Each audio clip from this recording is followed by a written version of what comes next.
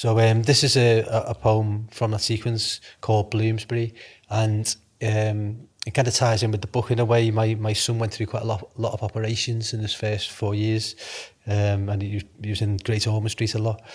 And this poem's about going to see the poet Kelvin Corcoran read in Bloomsbury, and finding out that he just had a hemorrhage, but he got over it, and this was his first reading. He had a brain hemorrhage. He got over it, and this was his first reading. And I was thinking about the kind of shit I've been through and the kind of shit he'd been through, and how that kind of, once you're in poetry, you're kind of locked into it for life. It's, you know, it's a kind of big commitment, but it helps you out. It helps you through as well. You know, it's there when you need it. So, and it ends with a line from a Kelvin Corcoran poem. It's the music of what matters. It pulls me this way always, across Waterloo Bridge in search of the poet, revenant of slip road hymns. The Isle of Dogs smatters its SIM cards to the stars as Westminster descales gold florins in the counting house of the river's pummelings. The Aldwych arcs a scythe against Bush House and pushes me north in search of the poet, through the contented squares of Tavistock, Russell, Bloomsbury, where my mind lost its trace, night air around Great Ormond Street, when my sun was strung with fluids like a doll in a rock pool. I walk that way through reduced serotonin to the glyphs of Swedenborg Hall. Inside, the poet sings with a hemorrhage on his mind, adds his message to the city signs, the dark, enfolding road we leave behind.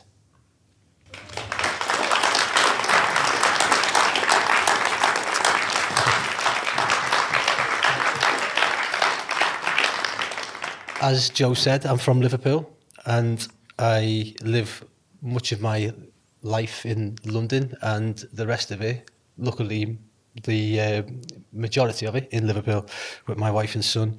But this is a poem I wrote when I was living in London, and the idea of moving back to Liverpool wasn't even on the horizon. But it's interesting, I think, sometimes in poetry, how you look back on a poem and you think some of my life decisions were already kind of subconsciously lurking in that poem. So it's called No Hawkers, and it came about the idea for it from a friend who said, you know, you say like a lot when you're talking. He said you could write a poem where you start every line with the word like. Well, that's a brilliant idea, you know, because you've got the kind of the simile nature of like this, like that, as well as the dialectic side of it. Started writing the poem. Began every line with the word like, and started ending every line with the word like as well.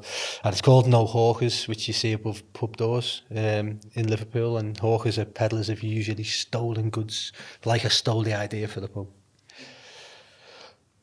Like drunk or sober, I'm still your father, like a man walks a dog, a scarecrow in a field of flax, like your love-worn eyes of fresh brewed Tetley, like it's your life's work and you've got to believe in it, like all those break-ins at the youth courts, like upturned boats in a burned-out church, like banks sell loans because new cars make a life, like the accents revved in our throats, like a 2-litre diesel will get you happy, like the industrial landscape was an open plug, like all the parked cars were cloned gemstones, like keep pouring me more champagne, like is to life but never like it was, like we fled to the city and tried to fit in, like moth larvae flocked in the Quaker oats, like the used by date flutters always calling us back, like